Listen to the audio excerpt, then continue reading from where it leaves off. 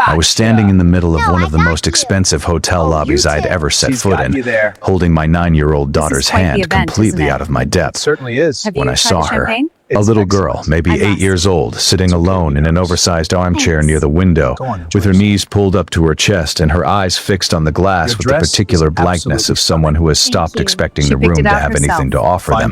Around her, the lobby moved with the busy, self-important energy of a luxury hotel on a Saturday afternoon. Bellhops with luggage carts, couples heading to brunch, business people on phones, a group of women in matching sashes celebrating something loudly near the elevator. Life happening everywhere in full volume, and this little girl sitting in the absolute center of all of it, like a still point in a turning world, untouched and unreached and so profoundly alone that it landed in my chest like something physical. My daughter Sophie felt me slow down before I said anything, and she looked up at me and then looked at the girl and then looked back at me with an expression that I recognized because I have been her father for 9 years and I know every version of her face. She was asking me, without words, whether we were going to do something, and I was trying to decide. What I did not know yet, what I had absolutely no way of knowing in that moment, was that the little girl in the armchair was the daughter of the man whose name was on the building we were standing in, and that the choice I made in the next 30 seconds was going to change the trajectory of both of our families' lives. So tell me, if you saw a child sitting completely alone in a public place, invisible to everyone around her, would you stop? Or would you tell yourself it was not your business and keep walking?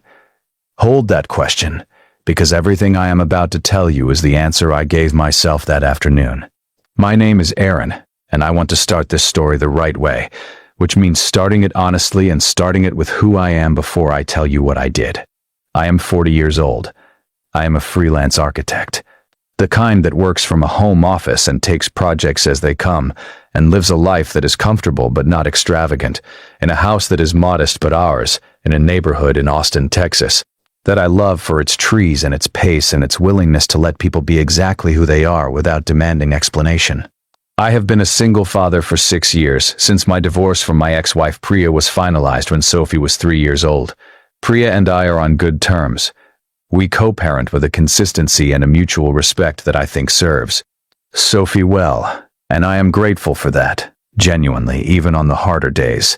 But Sophie lives with me the majority of the time, and being her father, being the primary daily presence in her life, the one who makes the lunches and sits with the nightmares and drives to the activities and reads the books and has the hard conversations, is the organizing fact of my existence and the thing I am most serious about in my life. Sophie is 9 years old, and she is, without qualification, the most interesting person I know. She is curious about everything, not in a performative way, not in the way of a child who has been taught to perform curiosity for adult approval, but with a genuine and consuming interest in how things work and why people are the way they are and what everything means. She asks questions that stop me mid-sentence because I realize I do not actually know the answer, and she has just revealed a gap in my understanding that I was previously unaware of. She is kind with a specific quality of attentiveness. She notices what people need before they ask for it, which is a skill that some adults never develop. And she is, as of about 2 years ago, genuinely conversational in American Sign Language, which is the detail that made everything that happened in that hotel lobby possible. The story of how Sophie and I came to learn ASL is one of those stories that begins with a small thing and expands into something that shapes a life. 2 years ago, Sophie was assigned a new classroom aide at her school, a warm, funny, enormously capable woman named Ms. Diane, who was herself hard of hearing, and who used a combination of speech, lip reading, and sign language to navigate her professional and personal world. Sophie adored Ms. Diane from approximately the second day of school, and within about 2 weeks she came home and announced that she wanted to learn sign language so that she could talk to Miss Diane in her own language, which she described with 9-year-old logic as the polite thing to do. I agreed with her logic. I enrolled us in a family ASL class at the Austin School for the Deaf's community program, and for the past 2 years, every Saturday morning without exception, Sophie and I have been at that class. We practice at home constantly, in the car, over dinner, in the grocery store when Sophie decides that signing the names of cereal brands is an important vocabulary exercise, which she finds more useful than I do. We have both become genuinely fluent, Though Sophie has surpassed me in expressiveness in the way that children always surpass their parents, when the child has more natural inclination and less self-consciousness about making mistakes. It is our thing, hers and mine. Built together over 2 years of Saturday mornings in Din, Nur table practice, and it has brought us into a community and a way of seeing the world that I would not trade for anything. Now let me tell you about the hotel, because how we ended up there matters for the texture of what happened. I had been commissioned to do a small interior consultation for a restaurant in downtown Austin that was in the early planning stages, and the restaurant owner, a man named Felipe whom I had worked with twice before and liked enormously, had invited me to meet him at the Aldrich Grand, which is a large luxury hotel in the center of the city, to discuss some reference images he wanted to show me in the hotel's restaurant, which was doing something with its design language that he admired and wanted to use as a reference point for our conversation. It was a Saturday, which meant Sophie was with me. Her mother was out of town that weekend, and Felipe had said to bring her, that it would be quick, that there was a beautiful lobby she could sit in while we talked, or she could join us. So Sophie came with me, in her weekend clothes, carrying the small notebook she takes everywhere because she likes to draw things she finds interesting. And we arrived at the Aldrich Grand at around 2 in the afternoon. The lobby was exactly what you would expect of a hotel that costs what the Aldrich Grand costs. Soaring ceilings, marble floors that reflected the light from the chandeliers above them, the particular hushed quality of spaces that have been designed to communicate that everything here is handled and nothing is required of you except to be present and appreciate the handling. It was beautiful in a way that I noticed professionally and appreciated, but that also made me acutely aware of my weekend jeans and the fact that Sophie had a small ink stain on her left sleeve from a drawing she had done in the car. We were not the target demographic of the Aldrich Grand, and the lobby made that clear in the way that well-designed luxury spaces make things clear. Not unkindly, just as a matter of self-evident fact. Felipe was not yet in the lobby when we arrived. He texted to say he was 5 minutes away, parking, so I told Sophie to find somewhere comfortable to sit, and I stood near the entrance to watch for him. Sophie, characteristically, did a full survey of the lobby's seating options before selecting a chair near the window on the far side, which I recognized as her choice because it had the best view of the street and the most interesting light. And it was in walking to that chair that she slowed down and then stopped, and I looked over and saw why. The little girl in the oversized armchair was perhaps 7 or 8 years old. She was small in the way of some children, with an almost deliberate delicacy, and she was dressed, set in clothes that I could see even from across the lobby were expensive, not the showy expensive of things that want to be noticed, but the quiet expensive of quality that does not need to announce itself. Her dark hair was pulled back. Her shoes, which were dangling off the edge of the large chair because her feet did not reach the floor, were the kind of shoes that get noticed by people who notice shoes. And her face, I keep coming back to her face, because it was the face that did it. The face that made it impossible to keep moving. She was not crying. She was not visibly distressed. She was wearing the expression of a child who has moved past distress into something quieter and more settled. The expression of someone who has made a private peace with being exactly where she is, which in her case was alone in a beautiful lobby while life moved around her and through her and past her without touching her at all. Sophie had stopped walking. She was looking at the girl with that attentive expression of hers, and I could see her processing what she was seeing with the particular focus she brings to things that matter to her. I walked over to where Sophie had stopped, and I stood beside her, and I watched the girl too, for just a moment, and I noticed the same things I always notice now after 2 years in the deaf community. The way her attention moved to faces rather than sounds, the slight angle of her body that positioned her for maximum visual information, the stillness that is not the stillness of introversion, but the stillness of someone living in a primarily visual world in a space that was not designed with visual communication in mind. I looked at Sophie. Sophie looked at me, and she signed to me, very quietly, keeping her movements small. Dad, I think she's deaf, and I think she's been sitting there for a really long time. I signed back.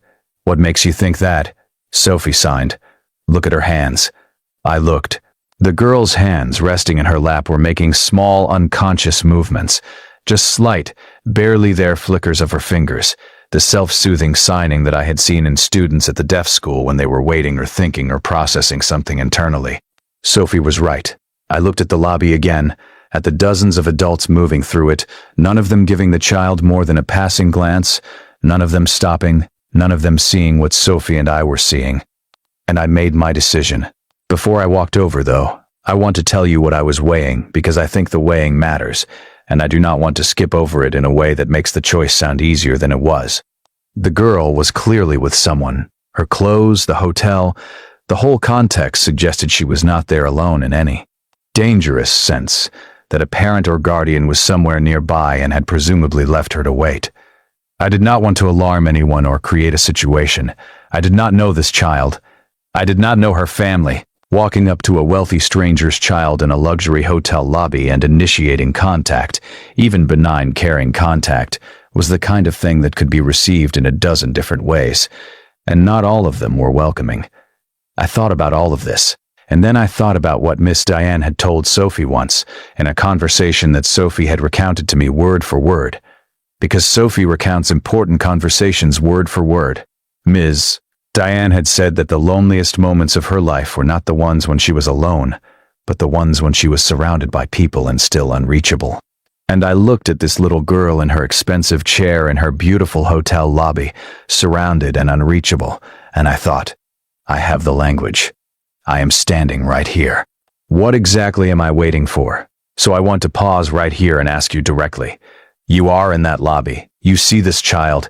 You have the skill to reach her in a way that nobody else in that room has. But you do not know who she is.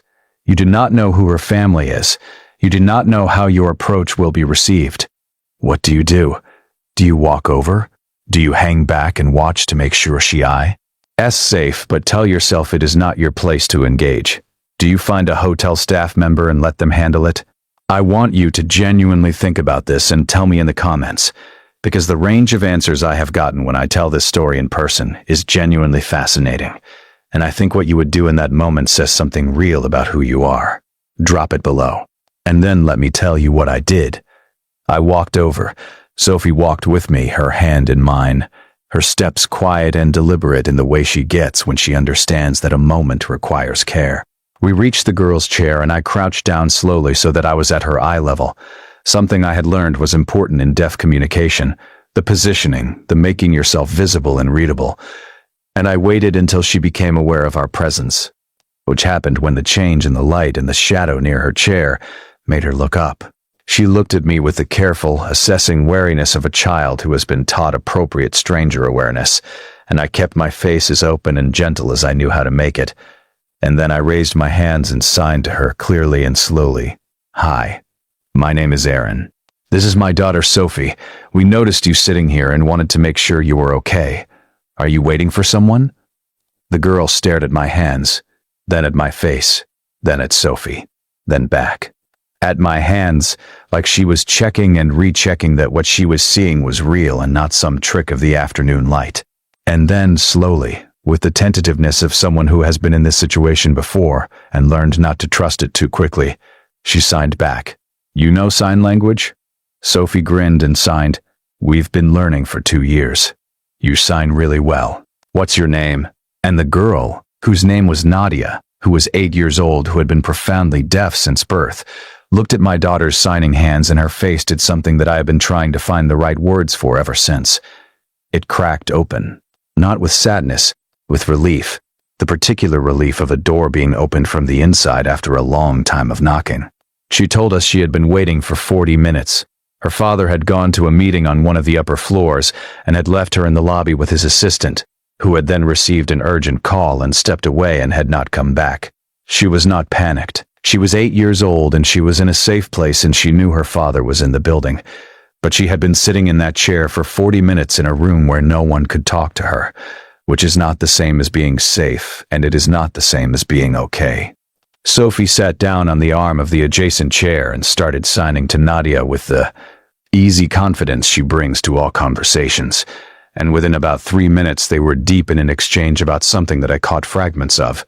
It involved a book, and a dog, and something Nadia found funny about the hotel's carpet pattern, and the transformation in Nadia's face and body from the silent, still child in the armchair to this animated, expressive, fully present little girl was so complete and so fast that I sat back and felt the full weight of what 40 minutes of silence in a loud room must have felt like, because I could see in the contrast exactly what had been missing. I texted Felipe to explain I would be a few minutes and stayed near the girls, close enough to be present and far enough to let their conversation have its space. I was watching them when I became aware of someone approaching, not from the elevator, from the side corridor, moving with the purposeful speed of someone who has just received alarming information and is responding to it. He was tall and broad-shouldered, wearing a suit that had been excellent this morning and had accumulated the slight dishevelment of several hours of intensive meetings, and his expression was the specific expression of a father moving toward his child after being told his child was unattended, which contains equal parts urgency and guilt in proportions that I recognized because I have worn that express. Eye on myself. He reached us and his eyes went immediately to Nadia, confirming she was whole and present. And then he looked at Sophie and then at me, and the calculation on his face moved from alarm to confusion to something more careful and more attentive. His name was Robert Aldrich. And yes, that Aldrich. The Aldrich of the Aldrich Grand, the Aldrich of Aldrich Properties, the Aldrich of the name on the building we were standing in, and the name on 4 other buildings in Austin, and a real estate and hospitality empire that made him one of the wealthiest men in the state of Texas. I did not know this yet. I made the connection about 10 minutes later when something he said about the hotel made me look at him differently, and then look at the lobby differently, and then do a very quiet recalibration of the entire situation. In the moment he walked up, he was just a father moving toward his daughter with the specific quality of urgency that parenthood manufactures on demand. He crouched down in front of Nadia and signed to her. I could see immediately that his signing was competent but slower than hers.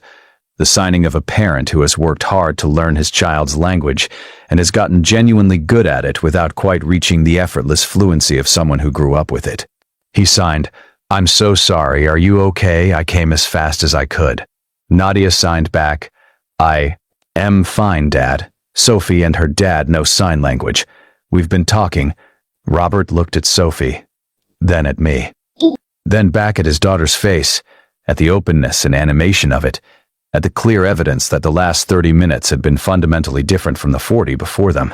And something moved through his expression that he did not fully manage to contain. He stood up and extended his hand to me and introduced himself, and when he said his full name, I did a reasonable job of not visibly recalibrating, though Sophie later told me in the car that my face had done a thing, which I took to mean I was less composed than I intended.